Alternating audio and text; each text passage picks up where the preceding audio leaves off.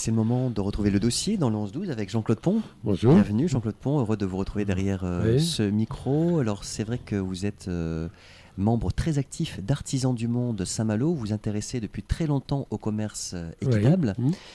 Et dans ce cadre, vous mentionnez la crise sanitaire, l'inflation, la prise de conscience des enjeux écologiques. Oui.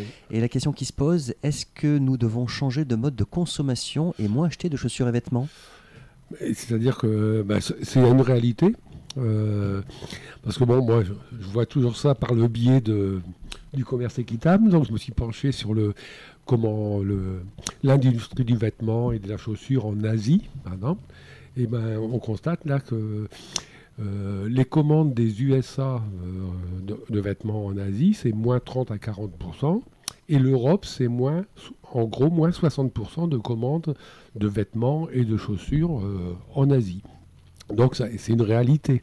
Alors, bon, les explications, c'est vrai pendant le Covid, il n'y avait plus de fêtes, il n'y avait plus de sorties, donc on a acheté moins d'habits, moins de chaussures, etc.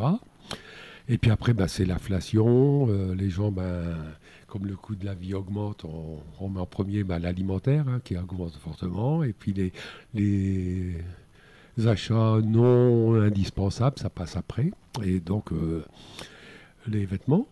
Et moi, j'espère quand même qu'il y a une partie qui est due justement à la prise de conscience des gens que la fast fashion, acheter, mettre un vêtement une fois et puis après que ça parte à la poubelle ou je ne sais où, il fallait peut-être arrêter, que c'était beaucoup de pollution. Donc j'espère aussi que c'est une des raisons que la baisse Donc acheter une bonne paire de baskets par exemple, plutôt que d'en acheter une tous les 2 ans. Oui, exactement.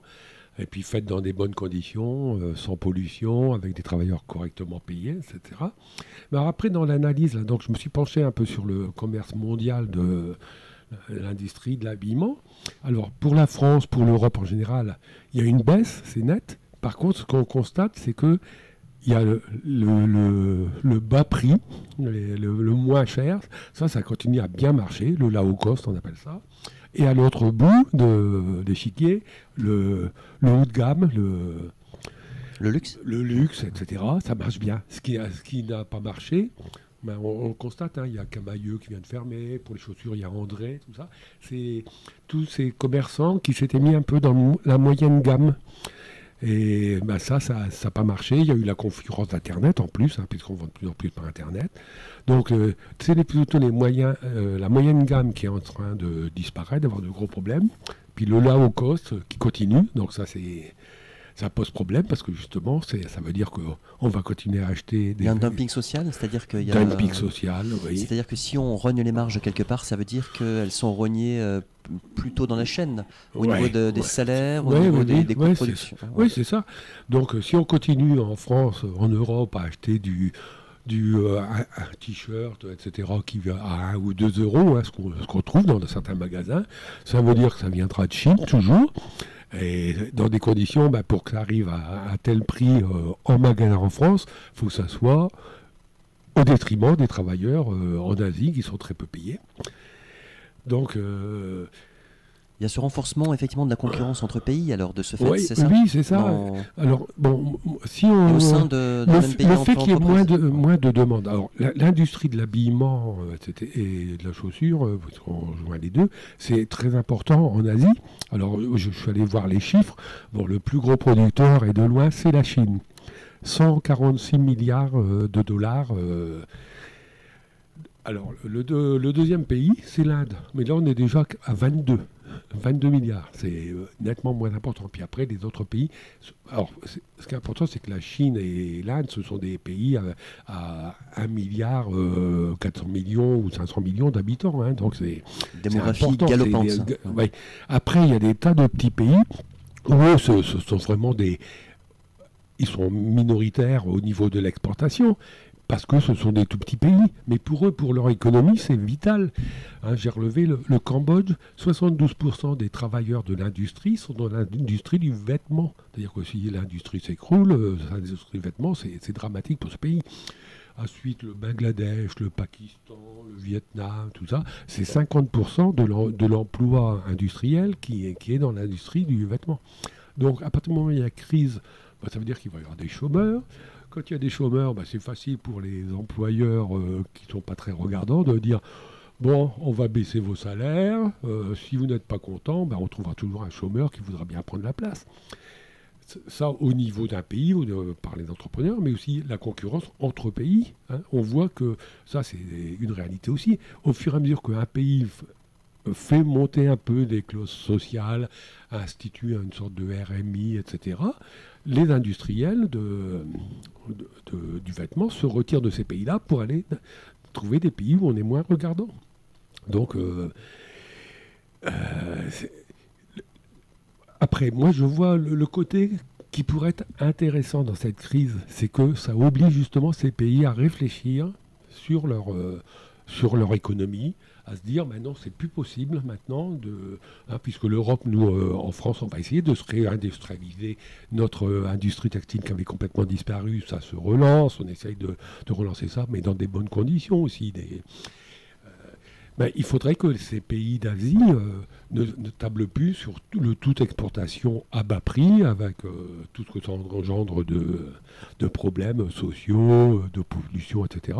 Mais se disent, on va essayer de relancer une industrie pour répondre à nos besoins nous-mêmes, de relancer notre agriculture pour permettre à notre population de vivre des produits de terroir aussi, puisque nous, on est en France, actuellement, c'est le local qui a les faveurs du consommateur.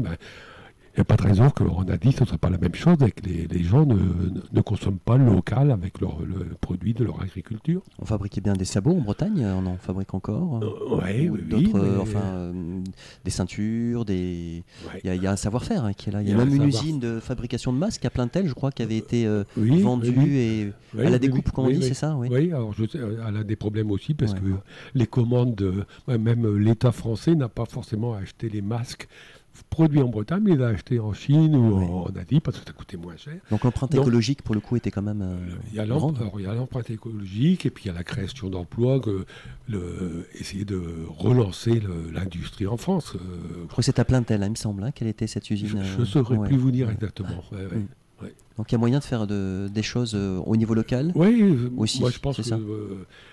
C'est au niveau économique, industriel, ça peut être intéressant. Au niveau social, ça donne de l'emploi à des gens qui n'en avaient pas. Ça évite les transports qui polluent. Et puis en France, on fabriquera certainement dans de meilleures conditions. On ne va pas rejeter les eaux polluées comme ça dans la nature. Il y a des stations d'épuration à peu près partout. Bon. Il y aura toujours des problèmes, mais c'est quand même mineur par rapport à la pollution qu'on peut constater au Bangladesh, en Inde, ou quand on regarde les fleuves.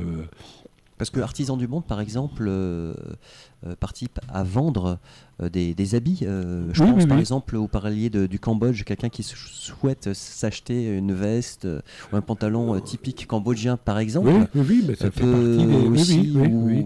Alors bon, moins typique, mais en tout cas... Je ne connais pas tous les articles qu'on a actuellement chez Artisans du Monde, mais c'est par une plateforme. Il y a une collection, Solidar Monde, c'est notre plateforme, et il y a la partie artisanat qui est importante. Et là, vous faites attention, et comment ça a été fabriqué, totalement, l'aspect social, environnemental. Oui, on ne travaille qu'avec des coopératives qui font partie de notre réseau, que l'on vérifie qu'elles respectent toutes les normes du commerce équitable, etc. Et ça respecte les savoir-faire de ces pays-là. Pas de ségrégation selon le sexe, la religion, la politique, pas de pollution, pas d'OGM, pas de produits toxiques, protéger la forêt, payer un salaire correct aux gens. Toutes ces choses qui devraient paraître naturelles, mais c'est loin d'être le cas dans ce commerce mondialisé. Eh bien, merci en tous les cas, Jean-Claude Pont, pour ce questionnement et ce constat, ce partage. On vous retrouve, si vous le voulez bien, la semaine prochaine. Même station, même programme. Belle semaine à vous, Jean-Claude Pont. Merci à vous.